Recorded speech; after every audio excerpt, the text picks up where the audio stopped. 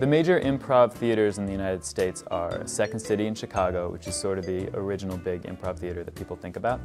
There's also I.O., which was formerly Improv Olympic, where a lot of the performers from Second City actually did long-form improv training as well.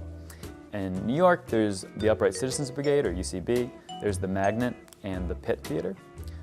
In LA, there's the Groundlings, which is only in LA. There's also I.O. West and UCB LA.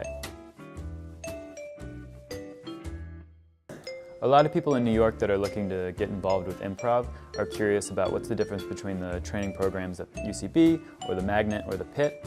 And one answer is that they're not that different. They all sort of originated from philosophies out of I.O. in Chicago.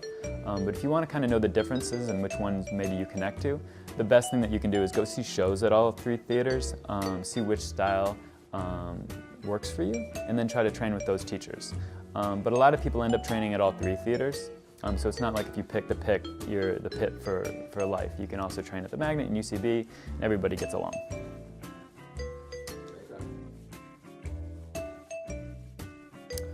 Improv is something that is at least hundreds of years old.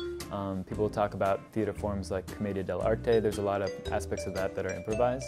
Long-form improv, when we call long-form improv today, most of that originated with Del Close in Chicago. He's sort of the father of modern long-form improv. But even he came from sort of a tradition in Chicago with people like Viola Spolin, of people that are interested in exploring improvisation within theater. Improv, like any kind of theater, can be performed anywhere there's an audience. You could do improv on the sidewalk, you could do improv in a proscenium stage, you could do improv in a television show or a movie. Any place where people can act, you can improvise.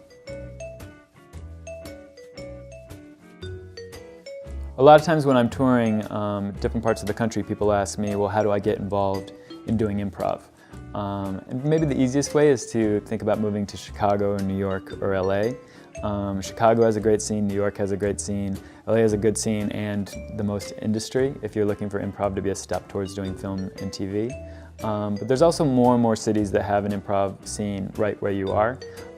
That's sort of growing everywhere. So it's something that's like, I bet if you Google it, if you're in a mid-level sized city, there's probably an improv group you could get involved with.